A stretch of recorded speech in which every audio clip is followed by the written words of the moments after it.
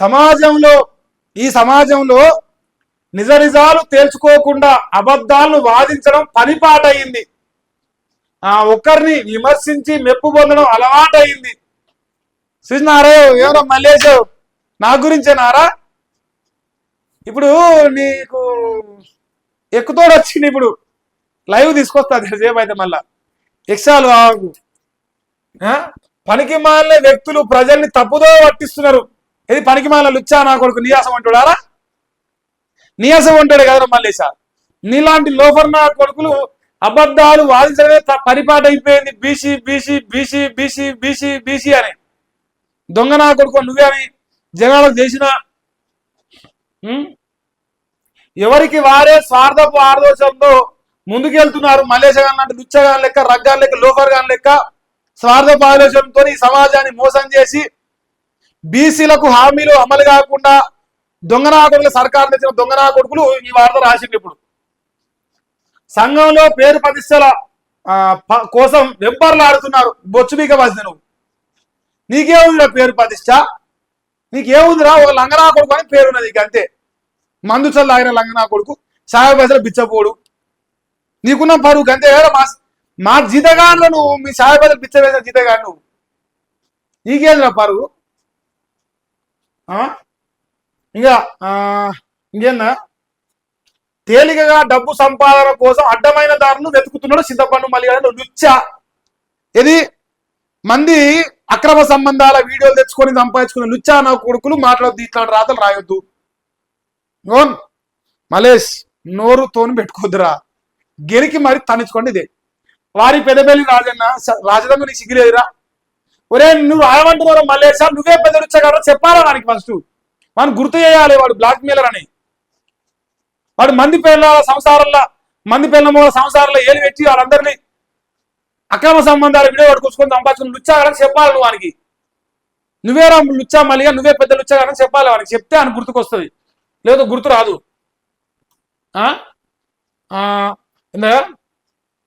తేలికగా డబ్బు సంపాదన కోసం అడ్డమైన దారులు దొక్కుతున్నాడు లుచ్చా మల్లిగాడు. ఆకాశం వైపు ఉమ్మితే అని మల్లిగాడి మీదే పడుతుంది. ఆకాశం పైన ఉమ్మితే మల్లిగాడు లుచ్చగాడి పైన పడుతుంది. ప్రతిరోజు పడుతుంది, ఊడుస్తాను. అందుకే రోజు దుడుచుకున్నాను, సిగ్గులేదు దానికి. అయ్యో తుడుతాడు. ఇక తమ ముఖాలపై పడుతుందని తెలుసుకోలేకపోతున్నాడు చింతపండు మల్లిగాడు.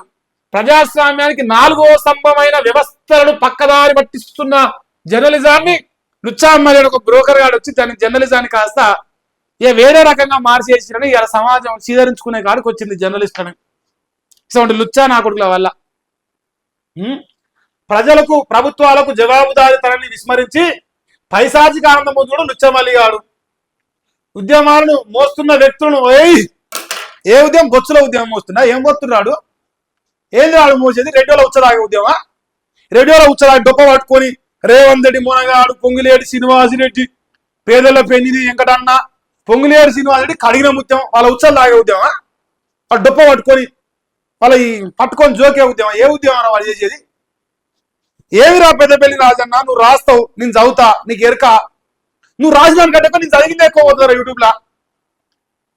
నువ్వు రాసిన దానికంటే ఎక్కువ మహేష్ గారు చదివిందే ఎక్కువ పోతుంది యూట్యూబ్లో. నువ్వు చూసుకో, ఇలా 10,000 పోతాయి వీడియో. ఈ బతుకులం వాడి సిగ్గులేదురా నీకు రాజధాని కన్నా? ఏం రాస్తానవరా? సిద్ధాంతం కోసం బతున్న లుచ్చగాడు మల్లిగాడు ఉచ్చలదాగే సిద్ధాంతం అంది. కాంగ్రెస్ రెడ్డిలో ఉచ్చలాగే ఉద్యమం. ఆ ఉద్యమానికి మల్లిగాడు వీరుడట, ఉచ్చలలాగే వీరుడా. ఈ సమాజంలో హేమ చేసేందుకు కుట్రలు చేస్తున్నారు. ఈ బొచ్చుగాని మీదకి కుట్రలు చేస్తున్నారు. ఎంత పోతారు నీ లైవ్ మీరు కుట్రలు చేసేందుకు? ఇలా లైవ్ ఇల్లేసిన ఒక గ్రూప్ ఉంటుంది, ఆ గ్రూప్ లో మల్లిగాడు అలా కర్మగాలు ఫ్లోలో వేసిన లింకు. ఇలా లైవ్ డ్రాప్ అయిందా లేదా మీరు చూసుకోరు. ఇలా 1000-2000 పోతుంది, నిన్న 3000 అయింది. ఎందుకు? బీసీ బిడ్డల బత్తెవరు లుచ్చా నా కొడుకు వీడు పెద్ద బీసీ, ఈ లుచ్చగాడు ఇప్పుడు కుట్రల గురించి రాస్తాడు. నోట్ల ఉస్తా కుట్రల గురించి రాయగల నువ్వు.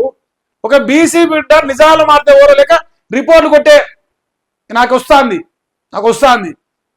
మల్లేష, నువ్వు కుట్రల గురించి మాడద్దు ప్లీజ్ ప్లీజ్ ప్లీజ్.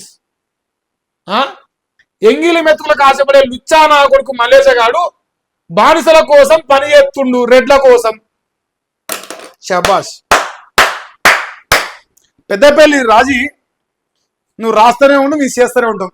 బొచ్చు కూడా భయపడని. ఈ లుచ్చగాలట వీరుడట, ఉచ్చల్లాగే వీరుడు. ఉచ్చల వీరునికి శతకోటి దండాలు. రెడ్ల ఉచ్చల్లాగిన చింతపండు మల్లిగాడనే వీరునికి శతకోటి దండాలు. దండాలేరా అయ్యేదేంద్ర నీతోని. ఇక చూడరా, ఇప్పుడు మునగాడు రాసిండు, భవిష్యత్తు బీసీలే 12,733 గ్రామ పంచాయతీలో టీఆర్పీ పార్టీ ఘన విజయం. క్యూన్యూస్కి వెళ్ళి ముడి మీద నిలబొచ్చినందుకు ఘన విజయం. జోసి నింపిన సర్పంచ్ ఎన్నికలు 5,123 చోట్ల బీసీ సర్పంచులు గెలుపు, కాంగ్రెస్ సర్పంచులు గెలుపని రాయి. బీసీ అంటే కాంగ్రెస్, కాంగ్రెస్ అంటే బీసీ.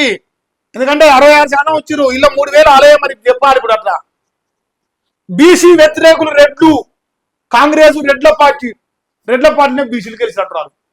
చెప్పరా చెప్పరా మల్లేషా, వాళ్ళు అట్లనే చెప్తారు కదరా.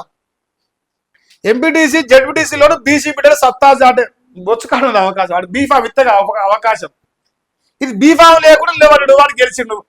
కాంగ్రెస్ వాడు బీసీకి అవకాశం ఇస్తారా నువ్వే చెప్తుంది. రెడ్ల పార్టీ సర్పంచులకు ఒంటరిగా పార్టీ సింబల్ కాబట్టి వాడు గెలిచాడు. పార్టీ సింబల్ ఉంటే మరి రెడ్డి ఆయన గెలిచినాడు.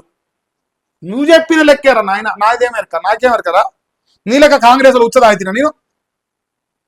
ఇంకో ఈ ఎలక్షన్స్ లోను మెజార్టీ స్థానాలు కైవసం చేసుకోగలిగితే ఇంకో పిడికీలు ఎత్తిండురా. మంది ఉచ్చల్లాగిన మలేషగాడు, సాయబాజలు పిచ్చపోడు ఎత్తిండు, ఆ పిడికిలి ఎత్తిండు.